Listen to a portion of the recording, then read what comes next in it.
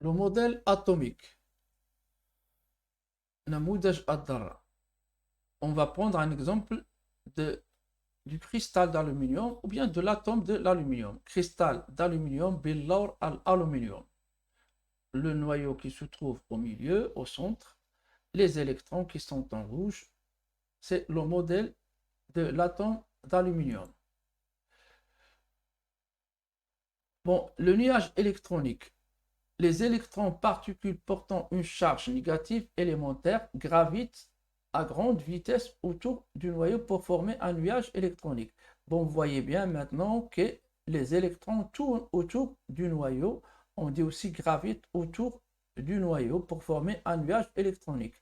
Le noyau de l'atome d'aluminium. Le noyau de l'atome d'aluminium comporte 13 charges positives élémentaires. L'atome de l'aluminium porte 13 électrons. L'atome de l'aluminium est constitué de 13 charges positives portées par le noyau et 13 charges négatives portées par les électrons. Elle est électriquement neutre, c'est-à-dire que sa charge globale est égale à 0. Le numéro atomique de l'aluminium, Z, est égal à 13. Le symbole de l'atome de l'aluminium est Al. L'ion aluminium. Bon, l'ion aluminium, l'atome de l'aluminium peut perdre 3 électrons.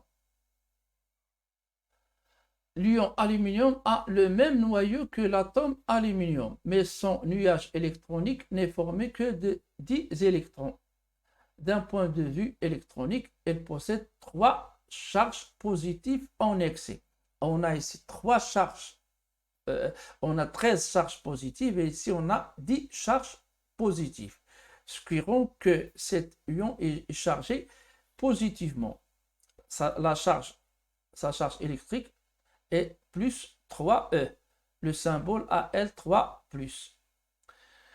La solution de chlorure de sodium. La solution de chlorure d'aluminium est électriquement neutre. Donc on a l'ion chlorure Cl et les ions Cl3+. Donc il nous faut 3 fois d'ion chlorure que ion aluminium pour rendre la solution électriquement neutre. Bon, voilà la formule de la solution de chlorure d'aluminium. Il s'écrit ainsi Al3+ plus 3Cl-.